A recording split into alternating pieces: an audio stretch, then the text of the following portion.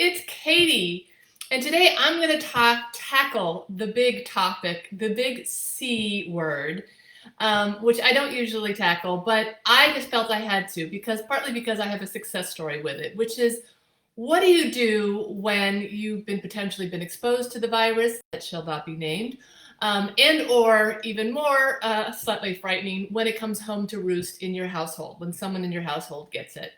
So some of these things may be obvious, and I'm going to go over the obvious ones first. The obvious ones is that during that 5-day window after someone's tested positive, you do want to isolate yourself and or, well, most importantly, I should say, I'm tipping over my words, isolate that person as much as possible from your household, right? So that means don't be sharing towels, don't be sharing bathrooms, don't be eating meals inside the house with this person if possible. So you do want to actually physically separate yourself for a couple of days, give your house lots of fresh air, open up the windows. Again, don't share things. That's kind of the obvious stuff. If you do need to see each other inside and be close to each other, you can wear masks. So all of those are kind of the easy stuff. The next thing is you want to protect yourself as much as possible. So what you can do, yes, there's things you can do for that. You don't want to be a happy host to this virus. And where does the virus want to go? It wants to go to a body that has low immunity, right? A body that is tired. Are you getting enough sleep? So make sure you're getting everyone in your household, including the person that's sick, gets lots of sleep, right? This is when our body repairs and heals.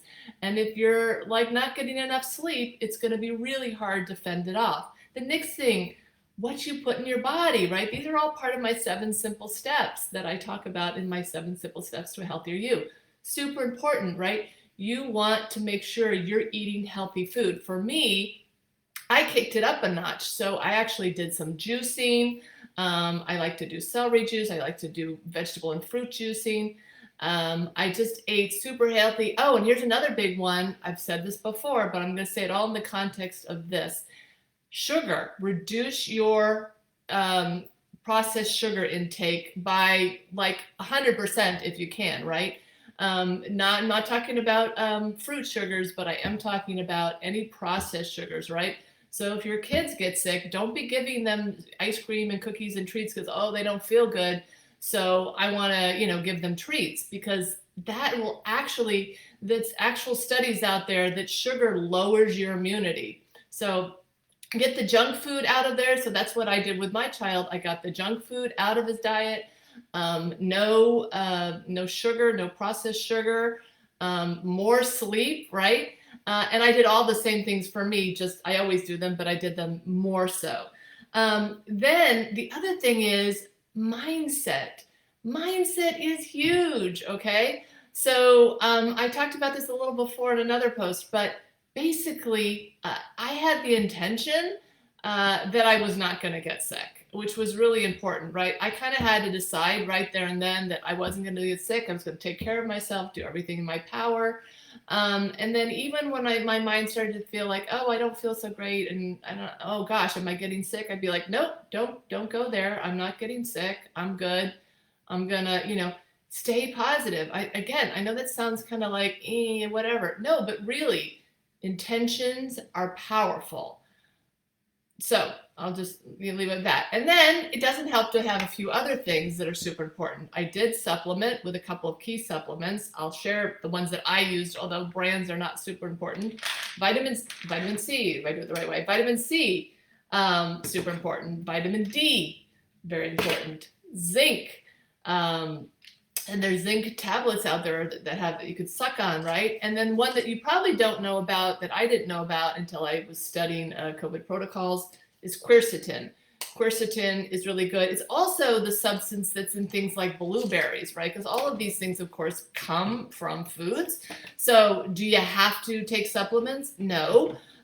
You can actually just pump up, your things that have vitamin C. And don't forget, it's not just fruits that have vitamin C. Vegetables, kiwis and orange, there's all kinds of things that have a lot of them, but there's also vegetables like, broccoli and spinach and whatnot. There's other vegetables that also have high levels of these vitamins and minerals that are super good for you. But quercetin, I discovered, is like in blueberries and things like that. So I'm like, oh, good. I already do blueberries.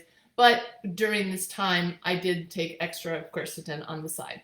So those are my 4 key supplements, which I recommend you take for prevention and also for healing from if you get the big C. So all of those I would do, the food. And then again, I didn't cover, but these are again, all part of my 7 steps. Exercise, right? Don't stop exercising because you're worried that you've been exposed, whatever. No, this is the time to go out, get your walks, get your exercise. You need to keep things going and it'll get you out in the fresh air. So again, it's 2 for 1. So anyway, I just wanted to come on quickly here and share with you these basically quick tips that actually helped me keep the big C at bay and help heal my son really rapidly, or pretty rapidly, right? So very, very small, insignificant symptoms and a pretty quick turnaround time. So that's what you want. And again, it's a combination of knowledge, knowing what to do, not panicking, not freaking out, and then really setting your mindset. Okay, now we know these things, right? I've been super frustrated these past 2 years that there's not an emphasis on what we can do to prevent, what we can do to heal. It's the same in the cancer world. It's like super frustrating that all the answers are these expensive things sort of outside, in this one line, but there's really a lot we can do. So remember, you have the power to prevent you getting sick and to keep you being healthy. So with that, I wish you good health and a great day. Take care. Bye.